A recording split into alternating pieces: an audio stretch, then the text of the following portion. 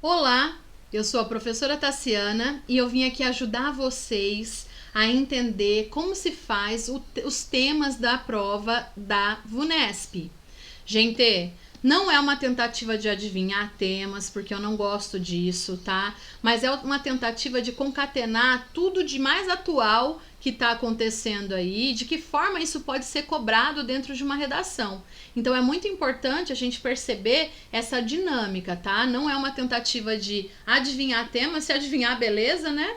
Mas não é esse o objetivo dessa aula, e sim fazer com que vocês entendam como os temas da VUNESP eles são arquitetados, como eles são formulados. Tá? Então, a partir desse momento, quando vocês pegarem para ler sobre um assunto atual, vocês já têm condições de pensar, pô, se cair isso numa redação, como que a prova ela pode cobrar, né, esse tema, tá? Então, é muito importante assistir a aula até o final.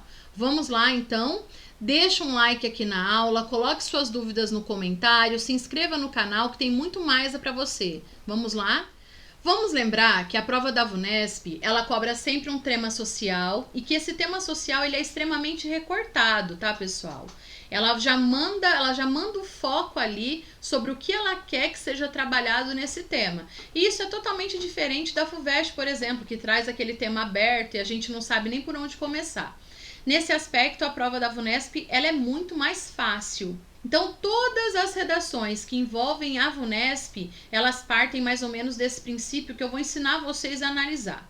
A responsabilidade social de pessoas famosas entre a obrigação de manifestar-se ideologicamente durante uma crise e a isenção de compromisso com a sociedade. Esse ano, esse assunto fomentou muita discussão, né?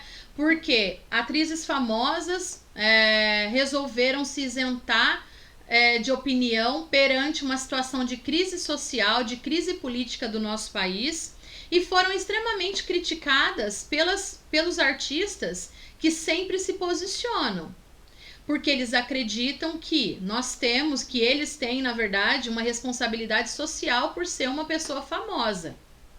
Só que, ao mesmo tempo, não há lei no mundo que fale que as pessoas famosas devam se posicionar diante de momentos de crises políticas, de crises sociais.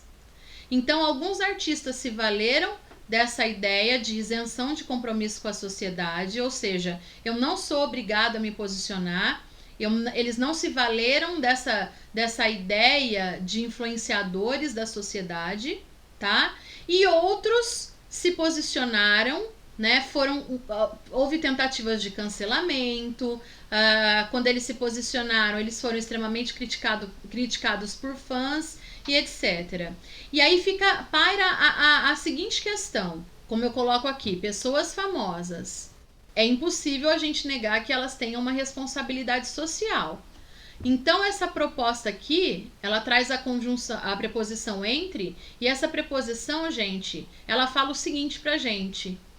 Ela indica uma soma. Eu não tenho que optar por um dos lados da proposta, tá? Eu posso simplesmente falar das duas. Ou seja, as pessoas famosas que acreditam na obrigação de se manifestar, e aí eu vou fazer uma análise sobre essa ação dessas pessoas e tal. E sobre as pessoas famosas que acreditam na isenção do compromisso com a sociedade. O que paira sobre o pensamento dessas pessoas, de que forma isso é benéfico ou isso é maléfico para a sociedade e assim por diante. Tá? Então, não há uma necessidade de posicionamento. Professora, mas e se eu quiser me posicionar, se eu quiser defender um dos lados e refutar o outro numa estratégia de contra-argumentação? Eu posso, tá? Eu posso, mas não é a única condição para eu simplesmente escrever um texto. Por exemplo, pessoal, eu posso muito bem dizer no meu texto que eu entendo a ideia de quem se manifesta e também entendo a ideia de quem se isenta desse compromisso. Tá? Então não é um texto em que você tem que escolher um dos lados. Olha que tema atual. O outro, ano de Olimpíada, tem como a gente não pensar numa frase, né, numa questão polêmica aqui? Olha que interessante. O esporte deve ser utilizado como instrumento de ascensão e justiça social? Então aqui eu tenho o esporte, lembrando que quando a gente coloca esporte, a gente está falando do esporte na sua totalidade. Nós vimos quantos esportistas aí que concorreram a medalhas em Olimpíadas vieram de uma camada social menos privilegiada, quanto esse esporte ele mudou a vida deles, alguns se posicionaram politicamente diante de um momento de crise política que a gente está vivendo aqui no Brasil e assim por diante, né? Então percebam que nós temos aqui uma pergunta. Quando o tema traz uma pergunta, essa pergunta ela deve ser respondida no nosso texto. E há dois aspectos a serem mencionados, tá? A ascensão e a justiça social, que se configuram coisas totalmente diferentes. Então, eu tenho que me posicionar de forma clara, direta, objetiva, de preferência com as palavras da frase temática e de preferência na tese, deixando explícito aí qual é o meu posicionamento, qual é a minha resposta, para que eu possa defender os motivos dessa resposta na minha argumentação. A VUNESP gosta também de trazer essa frase temática por meio dessas questões, então torna-se extremamente um tema extremamente viável para a gente pensar. Games de internet, influências positivas e negativas aos adolescentes. Outra forma muito comum de se cobrar um tema na VUNESP, tá? Então, games de internet, a gente traz sempre antes dos dois pontos é o tema, tá? E aí ele coloca influências positivas e negativas. Percebam, pessoal, eu não tenho que optar por um posicionamento. Eu vou defender a ideia de influência positiva. Eu vou defender a ideia de influência negativa. Não. Eu posso optar por dizer aspectos positivos e negativos ao mesmo tempo do uso de games na internet pelos adolescentes. Lembrando que aqui a gente tem uma restrição de público, tá? E essa restrição ela é muito importante. Então, quando aparecer esse E aqui, ele também indica soma, tá? Professora, se eu quiser só falar dos aspectos negativos, você vai ter um texto tangenciado, porque há uma exigência que você fale aqui, tanto dos aspectos positivos quanto dos negativos, tá? E aí o 4, a educação na inclusão. Ação de combate às diferenças ou prejuízo para a educação regular? Tendo em vista aí, né, a fala do nosso ministro da Educação, que gerou muita polêmica, eu acho que é um tema que vai ser cobrado, seja na VUNESP, seja em qualquer outra prova de redação, é um tema super atual, super quente, que merece discussão. Então, a gente tem aqui o tema, os dois pontos, né? Antes dos dois pontos, sempre a revelação do tema. E aqui, ó, eu tenho dois pontos de vista que se excluem, tá? Eles se excluem por quê? Por conta da conjunção ou, que é uma conjunção excludente. É uma conjunção que não permite aí que eu aponte pontos positivos e negativos dos dois lados, tá? Isso acontece justamente porque aqui eu também tenho um ponto de interrogação. Se eu tenho um ponto de interrogação, eu preciso dar uma resposta. E que essa resposta seja clara, objetiva, direta e seja dada na tese da minha redação, tá? Logo lá no final do parágrafo de introdução. Isso quer dizer, por exemplo, professora, que se eu defendo a ideia, se eu respondo que a inclusão na educação é uma ação de combate às diferenças, isso quer dizer que eu não preciso nem mencionar o prejuízo para a educação regular?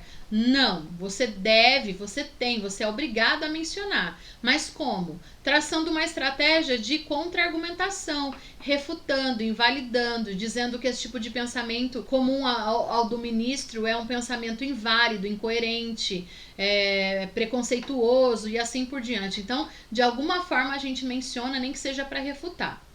E por fim, um outro tema também, né? Tendo em vista que cantores tiveram aí sua casa invadida esse ano por conta de coisas que foram ditas, né? Pessoas sofrendo represálias aí por confundir, na verdade, a liberdade de expressão com o discurso de ódio, tá? Mas o tema não é esse, entendamos o tema. A gente está falando que algumas leis, na verdade, elas são relativas, né? Ao mesmo tempo que a gente já nasce com elas, e a lei da liberdade de expressão ela é uma delas, o nosso comportamento ele pode nos tirar esse direito. Se a gente utiliza, por exemplo, a liberdade de expressão para disseminar discurso de ódio, a gente perde o direito da liberdade de expressão. Então aqui a gente está falando da relativização da lei. Novamente, esse entre aqui configura que eu não tenho que tomar partido de um dos lados, tá? Eu posso falar de como a lei ela garante a liberdade de expressão e como essa liberdade de expressão sendo transformada em discurso de ódio, ela passa a ameaçar minha liberdade democrática, né? Porque o discurso de ódio, ele fere a existência. Se eu falo mal, por exemplo, se eu recrimino a cor da pele de alguém, eu firo a existência desse indivíduo. Se eu recrimino a orientação sexual, eu firo a existência. Então, consequentemente, eu firo a democracia, eu ameaço a democracia. Então, essa discussão ela é muito interessante, né? Eu não preciso me posicionar. Se eu quiser, professora, falar, por exemplo, refutar essa ideia de liberdade de expressão com relação ao discurso de ódio, eu posso? Para validar a questão democrática? Pode, desde que você mencione de alguma forma esses dois pontos, tá? E não quer dizer que você tem que escolher um deles para poder se apropriar aí e construir o seu projeto de texto, defesa do seu ponto de vista. Você pode falar dos dois com o mesmo peso, a mesma medida. Espero tê-los ajudado. Olha que aula massa, hein, pessoal? Que aula bacana. Então, a partir desse momento, toda vez que vocês lerem um tema polêmico aí, né, divulgado nas mídias, fiquem atentos que esse tema ele pode sim se tornar um tema da VUNESP. Ela adora isso. E de que forma ela pode cobrar esse tema? Espero tê-los ajudado. Valeu!